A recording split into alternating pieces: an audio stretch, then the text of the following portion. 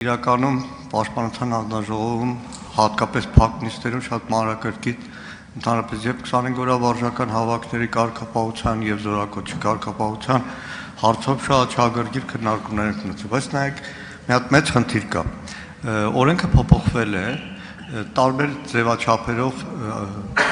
25 օրյա վարժական հավաքի ազդարարման մեխանիզմներին ավելացել է նաեւ ազդարար EM-ում հայտարարությունը 8-րդ թե 9-րդ օրը եթե կախված է համարվում է քաղաքացին տեղեկացված։ Հիմա կարող եք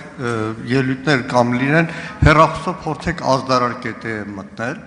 Պաշտպանության նախարարությանն էլ ավազանգ է բազմաթիվ անգամ կարող եք մտնել ազդարար.am եւ չգտնել որևէ 25 օրյա վարժական հավաքի մասին ծանոթություն։ Համակարգը չի աշխատում եւ արդյունքում ունենում ենք ինչ կա օրենք, որը գործում է